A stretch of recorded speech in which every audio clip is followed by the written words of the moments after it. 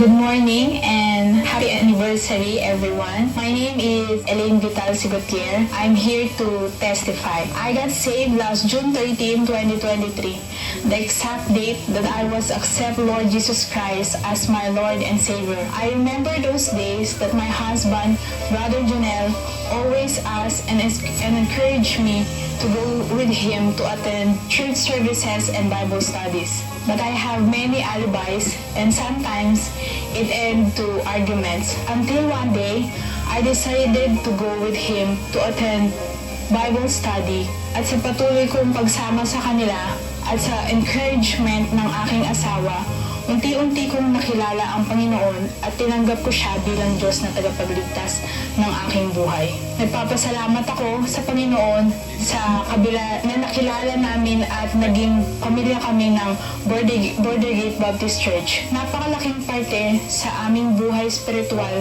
na patuloy kaming nag-grow sa aming pananampalataya.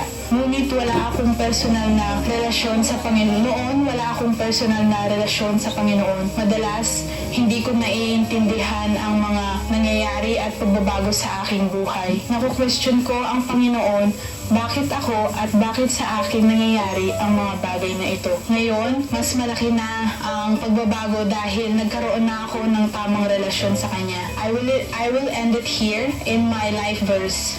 Isaiah 41:10, Fear thou not, for I am with thee. Be not dismayed, for I am thy God. I will strengthen thee, yea, I will help thee, yea, I will uphold thee with the right hand of my righteousness. Thank you very much po, and once again, this is Elaine Vital Sigutier, testifies that Jesus saved. God bless everyone. Good morning, everyone. Happy 33rd anniversary. My name is Irish Baltazar, 35 years old, married, and I have one child. I want to give back the glory and thank God for giving me a chance to share my testimony here at Border Gate Baptist Church. I was saved last year, November 19, here at Border Gate Baptist Church, and I was baptized last June 2023. Laking Metodista po ako.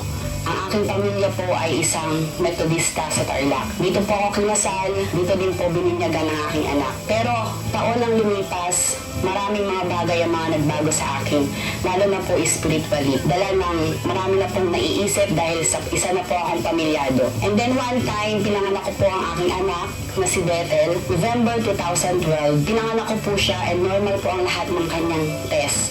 Wala pong nakitang sakit sa kanya. And then after 2 months nang pinanganak ko po siya, my son was diagnosed ng bacterial meningitis. Biruin niyo po, 2 months old, mako-confine po ang anak ko. At siya po ay kailangan ma-confine ng matagal. 1 month and 10 days po ang inabot namin sa hospital. Marami pong mga test ang ginawa sa kanya. Umabot po ng almost 500,000 ang naging bill namin. Pero Panginoon po ang kumilos dito. Hindi po namin alam kung saan po namin nakuha yung mga pinanggastos namin dito. Andiyan po yung minsan kinakatok na kami ng hospital, kailangan na po namin ng mag-deposit dahil ang bill po namin ay naglilimit na. Pero gumawa po ng paraan ng Panginoon para po gamitin yung pediatrician ng aking anak na makiusap sa hospital na habaan po ang limit ng bill namin. And then March 2013 lumabas po ang aking anak. And then hindi pa din po natapos doon ang kanyang paggamot. 11 years po kami naggamot.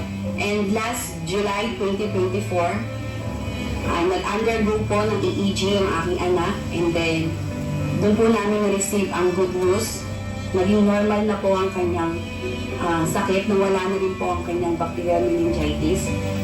And sabi nga po ng doktor, habang buhay siyang umiinom ng gamot, finally graduate na po siya. And now, magta-12 years old na po, this coming November 19 ang aking anak. And next year po ay graduating na po siya. I'm so thankful despite of everything na maraming mga pinagdaanan, pero hindi pa rin po hinayaan ng Panginoon na patuloy akong lumayo sa Kanya. Dahil ginamit niya po yung pagpunta ko dito sa Macau para po mas ma-improve ko spiritually at mapatuloy ko yung dating ako. Thankful and despite of everything, napagpatuloy po yung spiritually. Dito ko po natuloy sa Border Gate Baptist Church yung pagiging active ko sa church. And alam po ng Panginoon na meron akong pinagpipray sa Kanya na sana po makasama ko ang aking husband sa paglingkod sa Kanya. And once again, this is Irish Baltazar testifying, Jesus saves, to God be the glory.